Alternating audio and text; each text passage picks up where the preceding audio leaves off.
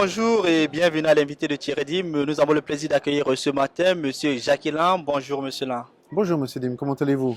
Bien, merci. On a l'impression depuis ces dernières années que la société de manière générale devient de plus en plus individualiste. Et cet individualisme également se constate au sein des entreprises où les managers sont de plus en plus gourmands, les collaborateurs ne se retrouvent pas. Est-ce que vous pensez réellement que cette tendance peut continuer éternellement? Non, je crois effectivement, vous avez raison, qu'on arrive en bout de piste. Je pense que les gens devraient s'exprimer de manière beaucoup plus claire et réussir à passer un message beaucoup plus tranchant, donner des directives aussi à leurs collaborateurs qui soient beaucoup plus réfléchies et beaucoup plus précises. Est-ce que peut-être on ne devrait pas motiver différemment les collaborateurs?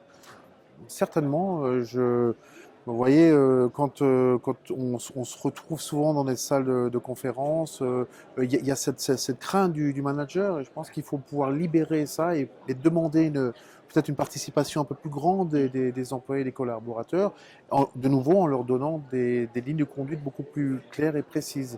Alors, ce qui est bien, c'est que vous avez lancé une activité qui est autour, je dirais, du team building et vous avez choisi la gastronomie comme comme vraiment le cœur de votre activité. Est-ce que vous pensez réellement que la gastronomie peut être unificatrice? Je pense que sans aucun doute, j'en suis intimement persuadé et convaincu, la gastronomie est un vecteur de communication indéniable. Hmm. On sait très bien tous que beaucoup de décisions ont été prises autour de la table, autour d'un bon repas, autour de bons vins. Et il nous arrive d'organiser des événements avec des chefs en format d'atelier. Hmm. Et on s'aperçoit que les gens ont beaucoup de plaisir à se lever de table, à participer au dressage de l'assiette, à prendre les assiettes et à aller s'installer à table. Il y a un jeu effectivement de rôle qui est mis en place et c'est vraiment très intéressant à observer. En d'autres termes, c'est-à-dire le chef d'entreprise invite ses collaborateurs autour d'un repas. C'est eux qui vont organiser qui vont faire la cuisine. Comment ça se passe concrètement? Ou alors c'est un chef qui le fait?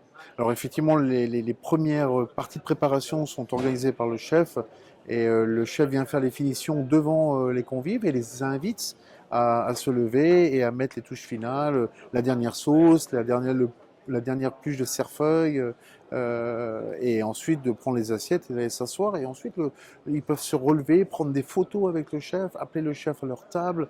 Euh, on voit qu'aujourd'hui, il y a tellement d'émissions de télé qui tournent autour de la cuisine que les gens sont réellement friands. Alors, on sait que vous avez côtoyé beaucoup de chefs. Pour vous, c'est qui vos chefs de cœur?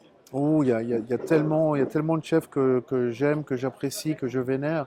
Mais je dirais que s'il y a un coup de cœur à donner aujourd'hui, particulièrement, c'est Philippe Rochat, avec lequel j'ai eu le grand plaisir et l'immense chance de collaborer pendant pratiquement 7 ans. Et j'aimerais bien lui rendre un grand hommage aujourd'hui, grâce à vous. Merci, Monsieur Lam, pour ces explications. Merci de m'avoir accueilli, M. Lim. Quant à vous, nous vous donnons rendez-vous très prochainement avec un nouvel invité. Au revoir.